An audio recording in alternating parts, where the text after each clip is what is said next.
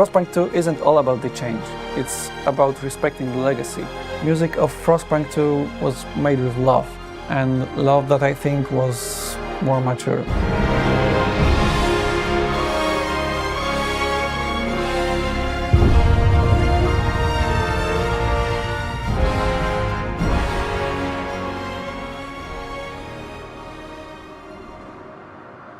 My name is Piotr Musiał, and I'm a game music composer for titles such as The Witcher 3, Blood and Wine, Diablo 4, This War of Mine, and Frostpunk. Speaking of the latter, I'm really happy to announce that I'm coming back as a composer for Frostpunk 2.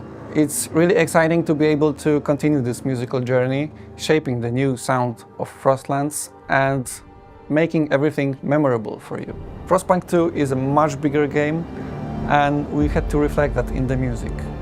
But we didn't want to just continue the legacy, we wanted to do something unique.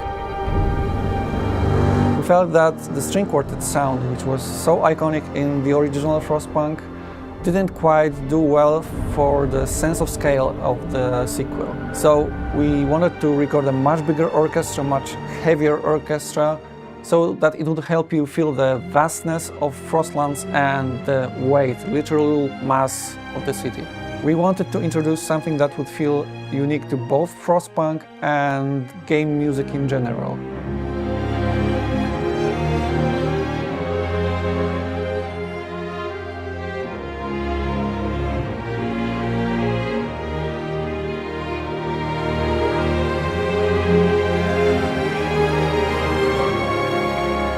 We went in search for unusual instruments like built from scrap or broken machinery or old piano parts. This is the domain of Frostpunk world, where you build stuff from what you could actually find on the street. One of these instruments was a ghost cello, an instrument which is so versatile in sound that it can sound almost primitive, but could also produce amazing, futuristic ambient sounds. It's our secret ingredient.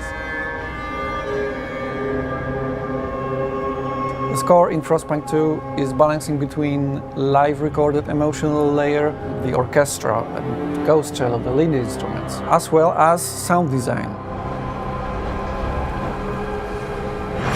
For example, we sampled industrial sounds, a steam engine, train rattle or machinery sounds. That's what made the percussion of Frostpunk 2. But the city isn't only driven by the machinery, it's also driven by the people. So to enforce the industrial percussion, we also added the sounds of the crowd. Hi, my name is Chris and I'm an expert sound designer behind Frostpunk 2. The biggest challenge for us was to create a soundscape that reflects the city in full. So it follows every aspect of the city. That required from us adapting to or implementing a layered approach towards creating sounds. So when you see districts in the city, those are divided into small chunks. For instance, the crowd is separate from the traffic and the mechanical layers are separate from all of those. The challenge was to actually glue them together and make them react on what is happening in the city. It was vital for the soundscape to follow actually the city size, the amount of crime, the amount of squalor, or the amount of multiple parameters that are happening in the city in real time. An extreme weather warning is in effect. Frostpunk 2 actually requires some nuanced work to introduce any narrative into the soundscape. So it was very difficult for our team to figure out how we can incorporate more story in the game. We focused mostly on creating a great atmosphere in terms of crowds. So when you're in the city, you feel that those crowds are in there, they react. But we also wanted to introduce some story elements in the design of House of Delegates. So that's a huge part of our soundscape. You can actually feel what are the biases for each faction. Like, you can feel that the delegates are talking to each other. You have multiple layers of nice crowd interactions.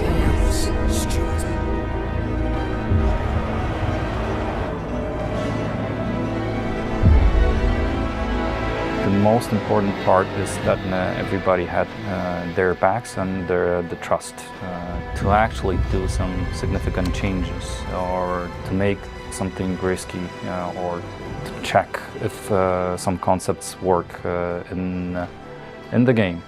So it was an iterative process, and it was a close cooperation.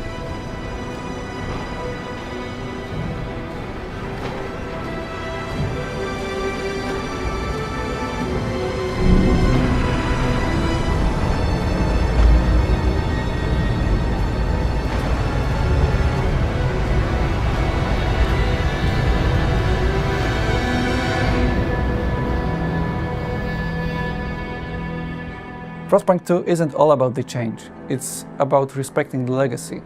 So you may expect the return of your favorite motifs. Music of Frostpunk 2 was made with love, and love that I think was more mature. I hope you will feel it and that it will elevate your experience.